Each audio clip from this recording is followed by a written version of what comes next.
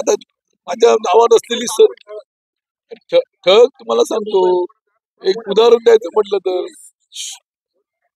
बाजूला घ्या ना, आम्ही पत्रकार कशाला येणे म्हणून लागलोय. जर बाजूला आणा प्लीज, सहकार्य करा ना.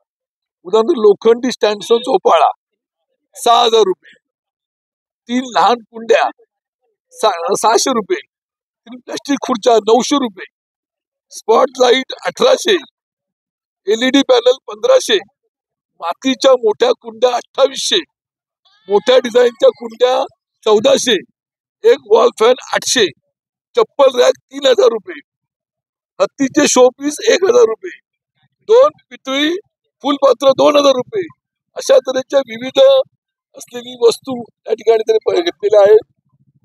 सॅमसंग व्हिडिओ प्लेअर जे रक्कम किती होती? टोटल त्यांनी या ठिकाणी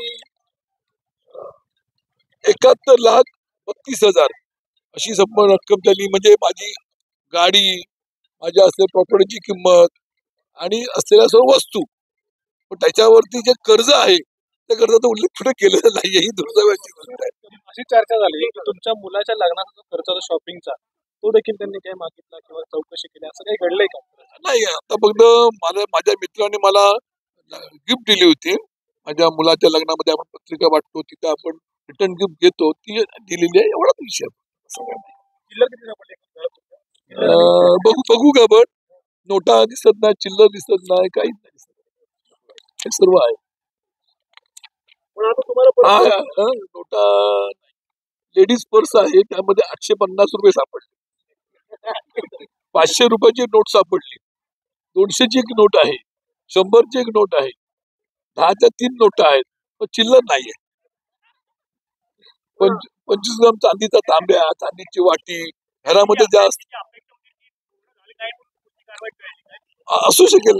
कारण मी बोललो, राजन साहेब काय आहे हे कुटुंबाला माहिती आहे, मतदारसंघाला माहिती आहे, जिल्ह्याला माहिती आहे, शिवसेनेला माहिती आहे. त्यामुळे त्यांना अपेक्षेप्रमाणे माझ्या घरामध्ये काही सापडलं नसेल म्हणून त्यांनी वरिष्ठांचे सल्ले घेऊन निर्णय घेतील. पण ज्या अर्थी गुन्हा दाखल केलेला आहे त्या अर्थी तो गुन्ह्याचा शेवटी तपास त्यांना करून काहीतरी निर्णय करावाच लागेल, असं माझं माहितीप्रमाणे. मुलगा आणि पत्नीच्या घरात काही चौकशी केली का? हा, कुठे आहेत म्हणलं, मुंबईला गेले, उद्या सकाळी यायचे, उद्या सकाळी ते रत्नागिरीला येतील उद्या सकाळी.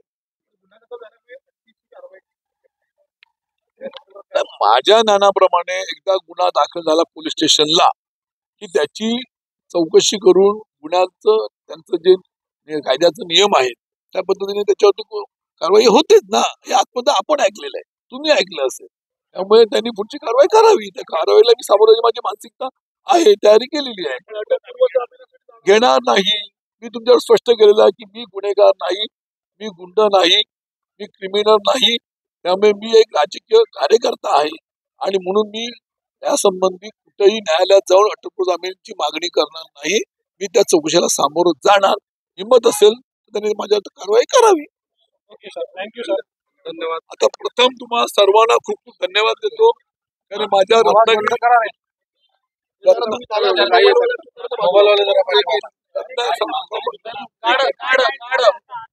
बूम बंद करा, सगळे बूम बंद.